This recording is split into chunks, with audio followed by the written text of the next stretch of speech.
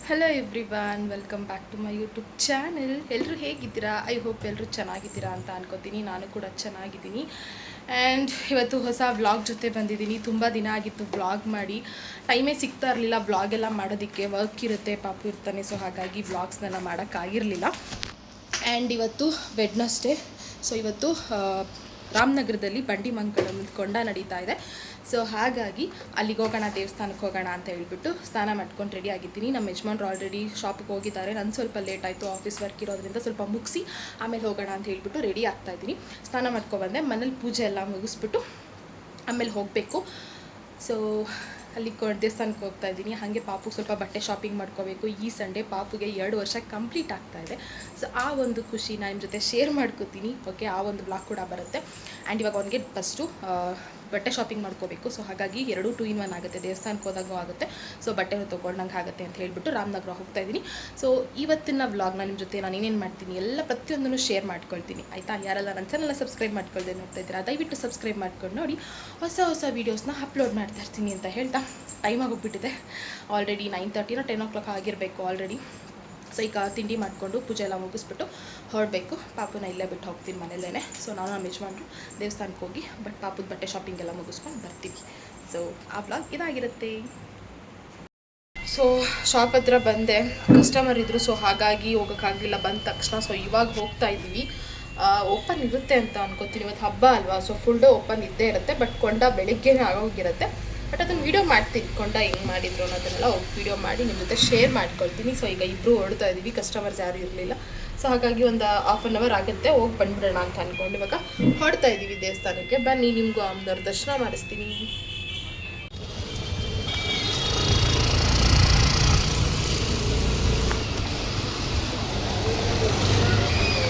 ಕೊಂಡ ಇವಾಗ ಅಪ್ಪು, ಓ ಇಷ್ಟು ಮಧ್ಯಾಹ್ನದಲ್ಲಿ,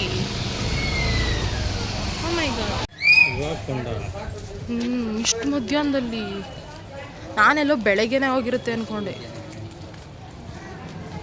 ಯಾವಾಗಲೂ ಅಲ್ವಾ ಬೆಳಿಗ್ಗೆ? ಹಾಂ, ನಾನು ಯಾವಾಗಲೂ ಬೆಳಿಗ್ಗೆ ಅಲ್ವಾ ಆಗ್ತಿದ್ದು. ಹೌದಾ, ಕೊಂಡ ನೋಡೋಣ ಬಾ ಅಟ್ಲೀಸ್ಟ್. ಸೊ ನಾನೇನು ಅಂದ್ಕೊಂಡೆ ಅಂದರೆ, ಕೊಂಡ ಯೂಶ್ವಲಿ ಬೆಳಗ್ಗೆ ಹೊತ್ತೇ ಆಗಿಬಿಡುತ್ತಲ್ಲ, ಚಾಮುಂಡೇಶ್ವರಿ ಕೊಂಡ ಎಲ್ಲ ಬೆಳಗ್ಗೆ ಹೊತ್ತೇ ಆಗ್ತಾಯಿದ್ದು. ಸೊ ನಾನು ಇದನ್ನು ಹಾಗೆ ಅಂತ ಅಂದ್ಕೊಂಡಿದ್ದೆ, ಯಾಕೆಂದರೆ ಫಸ್ಟ್ ಟೈಮ್ ಅಲ್ವಾ ನಾನು ಕೊಂಡ ನೋಡಿರೋದು.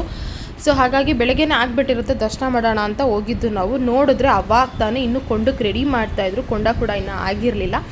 ಸೊ ಹೇಗೋ ಅದೊಂದಾದರೂ ಸಿಕ್ತಲ್ಲ ಪುಣ್ಯ ಅಂತ ಅಂದ್ಕೊಂಡು ಅದು ನೋಡೋದಕ್ಕೆ ಅಂತಲೇ ನಿಂತ್ಕೊಂಡ್ವಿ. ಬಟ್ ಇನ್ನೊಂದೇನೆಂದರೆ, ಕೊಂಡ ಆದಮೇಲೆ ದರ್ಶನಕ್ಕೆ ಬಿಡಲ್ಲ, ಸಂಜೆ ಮೇಲೆ ಬಿಡ್ತಾರೆ. ಬಟ್ ಸಾಯಂಕಾಲ ನಾನು ಹೋಗೋದಕ್ಕಾಗಲ್ಲ, ಯಾಕೆಂದರೆ ನಾನು ಪಾಪು ನೋಡ್ಕೊಳಕ್ಕೆ ಹೋಗಬೇಕು ಮನೆ ಹತ್ರ. 5 ಗಂಟೆ 5:30 ಅಷ್ಟಕ್ಕೆಲ್ಲ ಹೊರಟೋಗ್ಬಿಡ್ತೀನಲ್ಲ. ಸೊ ಏನೂ ಮಾಡೋಕ್ಕಾಗಲ್ಲ, ಅಟ್ಲೀಸ್ಟ್ ಇಲ್ಲಾರು ದರ್ಶನ ಆಯ್ತಲ್ಲ, ಕರ್ಗ ನೋಡೋದ್ನಲ್ಲ. ಸೊ ಅದೇ ಒಂದು ದೊಡ್ಡ ಖುಷಿ ಅಂತ ಅನ್ನಿಸ್ಕೊಂಡು ನಿಂತ್ಕೊಂಡ್ವಿ ನೋಡೋದಕ್ಕೆ. ತುಂಬ ಜನ ಇದ್ದರು, ಮೇಲೆ ಟೆರ್ರಸ್ ಮೇಲೆಲ್ಲ ಜನ, ಕೆಳಗಡೆ ಅಷ್ಟು ಜನ ಇದ್ದಾರೆ. ಆ್ಯಂಡ್ ನನಗೆ ಅದು ಕಾಣಿಸ್ತಾನೆ ಇರಲಿಲ್ಲ. ನಮ್ಮ ಮನೆಯವ್ರ ಕೈಲಿ ಫೋನ್ ಕೊಟ್ಟಿದ್ದೆ, ಓಕೆನಾ, ಫೋನಿಂದ ನಾನು ನೋಡ್ತಾ ಇದ್ದಿದ್ದು ಹೈಟ್ಗೆ, ಯಾಕೆಂದರೆ ಎಲ್ಲ ಹೈಟ್ ಇರೋರೆಲ್ಲ ಮುಂದೆ ನಿಂತಿದ್ದಾರೆ. ನಾನು ಎಷ್ಟೇ ಎತ್ತರಕ್ಕೆ ನಿಂತ್ಕೊಂಡ್ರು ಅದು ಕಾಣಿಸ್ತಾನೆ ಇರಲಿಲ್ಲ. ಫೈನಲಿ ಹೆಂಗೋ ಮೊಬೈಲಲ್ಲಾದರೂ ಕಾಣಿಸ್ತಾ ಇತ್ತು. ಸೊ ಅದಕ್ಕೆ ಅವ್ರ ಕೈಲಿ ಫೋನ್ ಕೊಟ್ಬಿಟ್ಟು ನಾನು ಮೊಬೈಲಲ್ಲಿ ವೀಡಿಯೋ ಮಾಡೋದನ್ನು ಅದನ್ನೇ ನೋಡ್ತಾ ಇದ್ದೆ ನಾನು.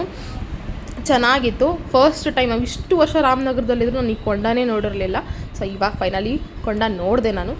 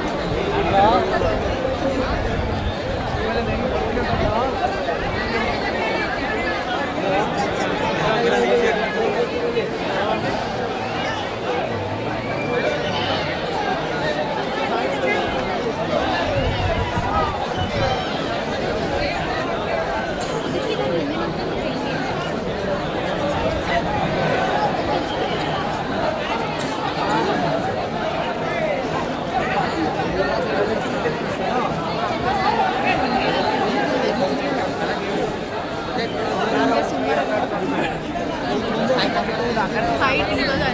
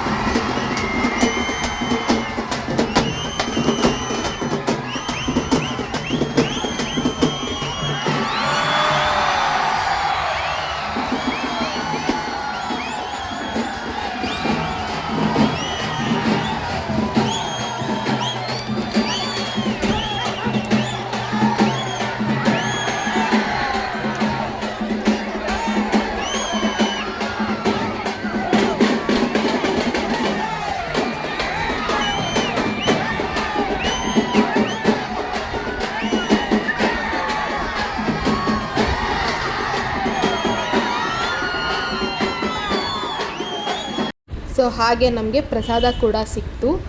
ಪಲಾವು, ಮೊಸರನ್ನ, ಸಿಹಿ ಪೊಂಗಲ್ ಮಾಡಿಸಿದ್ರು. ಹೊರಗಡೆ ಕೊಂಡ ತುಳಿದ ತಕ್ಷಣ ಅದೆಲ್ಲ ಊಟ ಕೊಡೋಕ್ಕೆ ಸ್ಟಾರ್ಟ್ ಮಾಡಿದ್ರು. ಇದು ಕೂಡ ಒಂದು ದೊಡ್ಡ ಖುಷಿ. ಫಸ್ಟ್ ಟೈಮ್ ನನಗೆ ಕೊಂಡ ನೋಡಿದ್ದು, ಈ ಪ್ರಸಾದ ಸಿಕ್ಕಿದ್ದು ತುಂಬ ಖುಷಿ ಆಯಿತು. ಒಳಗಡೆ ದರ್ಶನಕ್ಕೆ ಮಾಡೋಕ್ಕೆ ಹೋಗೋಕ್ಕಾಗಲಿಲ್ವಲ್ಲ ಅನ್ನೋದೊಂದು ಬೇಜಾರು ಬಿಟ್ಟರೆ ತುಂಬ ಖುಷಿ ಆಯಿತು. ಸೊ ಶಾಪ್ ಹತ್ರ ಬಂದು ತಿನ್ನೋಣ ಅಂತ ಹೇಳ್ಬಿಟ್ಟು ತೊಗೊಬಂದಿದ್ದೀವಿ.